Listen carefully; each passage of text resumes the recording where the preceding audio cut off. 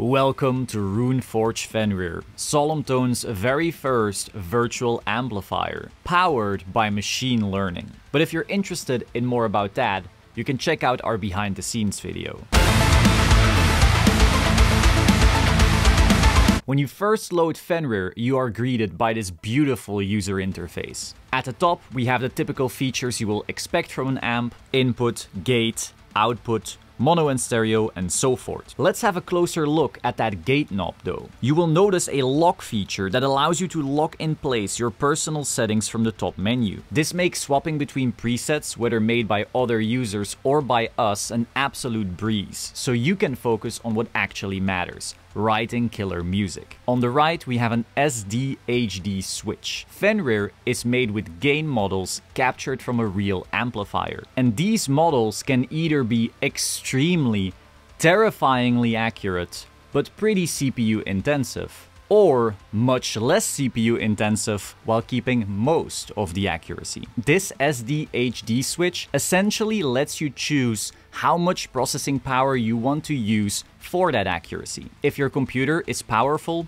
simply leave that baby on HD at all times, as I do. But if your computer is less powerful and maybe you're running a very heavy session, consider running it on SD while you write, record, and produce, and then when you're ready to commit to the tone, you can just quickly swap it to HD, bounce, and you're ready to go.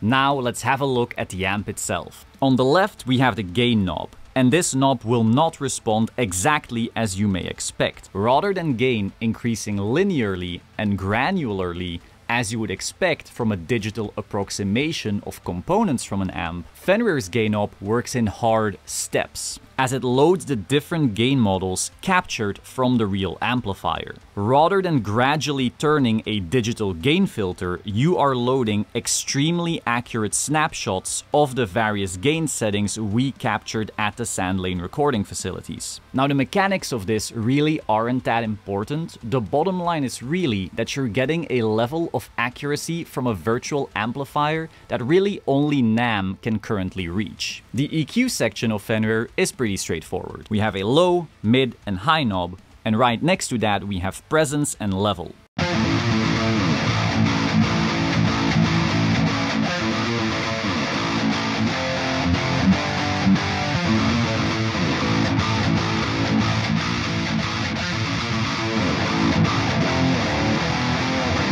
You'll notice that for the presence knob, we have kept it quite conservative. We wanted to make sure that all the sounds coming from our presence were pleasant to listen to and inspiring. On the right, we have the carve switch, and now this is one of my favorite features. Rather than always having to clean up your amp's low end and high end with an EQ, you can simply flick on the carve switch and it will do that for you. I really value the ability to turn on a plugin and just instantly start writing and getting creative, rather than having to load a bunch of plugins or still fiddling with a bunch of settings. With Fenrir, I know I just load it up, click on carve, and I'm ready to produce. And if you just want to play the guitar, you can leave carve off and just keep that rich bottom end that might be a little too much for a mix, but is really fun to play with. For our cabinet section, we again wanted to focus on you making incredible sounding music rather than playing with a bunch of knobs. So we have 5 very distinct sounding cabinets. They all sound very different while still being extremely usable in their own contexts.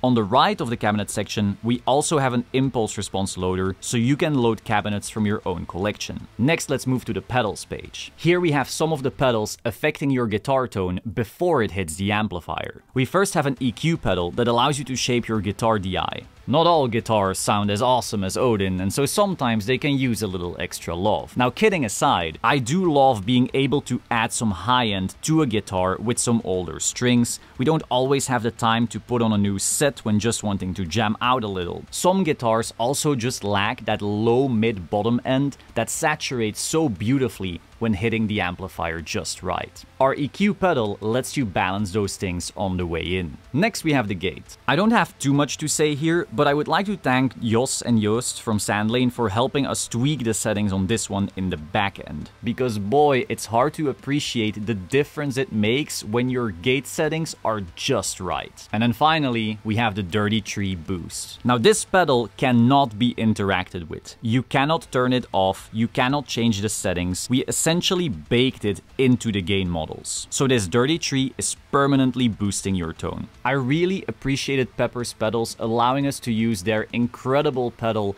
inside our plugin, and so I did not want our software becoming a replacement for their physical product. You're getting that Dirty Tree magic inside Fenrir, and it sounds amazing. But if you want to control it, if you want to tweak it, I'd strongly urge you to go buy the physical pedal, because us plugin makers would have nothing to model if it wasn't for companies like Pepper's Pedals making incredible creations like these. I can't say enough good things about this pedal, honestly. We tried a huge variety of boosts and overdrives, and the Dirty Tree simply kept on winning every single shootout. I'm super happy it gets to be a part of Fenrir's sound. Now let's check out the effects page. We have 3 awesome pedals to craft your lead tones or even some lower gain clean tones, though Fenrir was obviously made with high gain, metal, rock and punk in mind. Our Mirage Chorus pedal has 2 knobs. Depth changes the intensity of the chorus effect, and the mix knob blends the chorus signal with the original dry signal. The delay has your typical time settings on top.